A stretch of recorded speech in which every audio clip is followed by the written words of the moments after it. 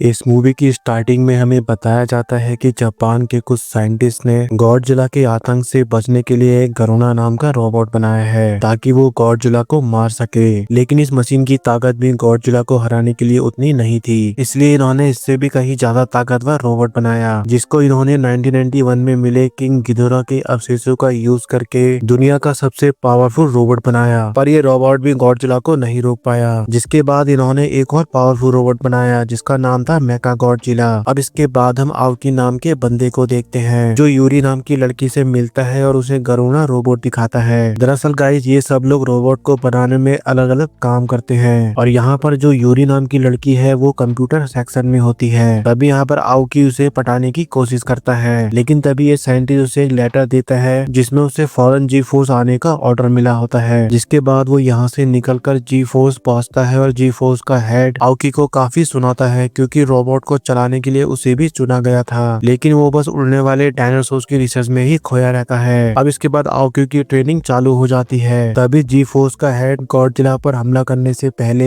सभी को उसके अटैक और उसके लड़ने के तरीकों के बारे में जानकारी दे रहा होता है। तभी दूसरी तरफ हम कुछ साइंटिस्ट को देखते हैं जिन्हें एक आइसलैंड पर 2 अंडे और एक जायंट रेप्टाइल का फॉसिल मिलता है, जिनमें से एक अंडा पहले ही फूट चुका होता है। तभी ये लोग उसकी जांच शुरू करते हैं और इन्हें इसमें से एक पौधे का टुकड़ा मिलता है और जैसे ही ये लोग इसे चेक कर रहे होते हैं तभी यहाँ एक उड़ने वाला मॉन्स्टर रोडर इन पर अटैक कर देता है जो कि यहाँ गॉडजिला के बच्चे को मारने आया होता है। लेकिन तभी इसी दौरान समुद्र से गॉडजिला निकलता है, जिसके बाद गॉडजिला और रोडैन के बीच भयंकर फाइट होती है और दूसरी तरफ ये साइंटिस्ट नोटिस करते हैं कि अंडा लाल कलर का हो गया है। तभी ये देखकर ये साइंटिस्ट इस अंडे को बचाकर यहाँ से क्योटो ले जाते हैं। तभी हम दूसरी तरफ आउकी को देखते हैं जिसे न्यूज से इस अंडे के बारे में पता चल जाता है और फिर इसके बाद वो इस अंडे को देखने और अजूसा को पटाने जाता है। तभी इसी दौरान उसकी नजर एक पौधे पे पड़ती है जिसे वो चुरा कर ले जाता है और इसके अगले दिन वो अजूसा को कॉल करके मिलने के लिए बुलाता है, पर अजूसा उस पर गुस्सा करती है और उसे पौधा वापस देने को कहती है। तभी दूसरी तरफ अजूसा का प्रोफेसर अपनी रिसर्च से ये पता लगाता है कि वो अंडा दरअसल जब घबरा जाता है तब वो लाल हो जाता है और जब अजूसा ऑफिस में नहीं होती है तो वो लाल हो जाता है और जब वो पूरे दिन ऑफिस में रहती है तो वो नॉर्मल रहता है। प्रोफेसर कहता है दरअसल ये तुम्हें अपनी माँ समझता है। अब इसके बाद ओइकी मिकी से मिलता है और मिकी अपनी टेलीपैथी की पावर से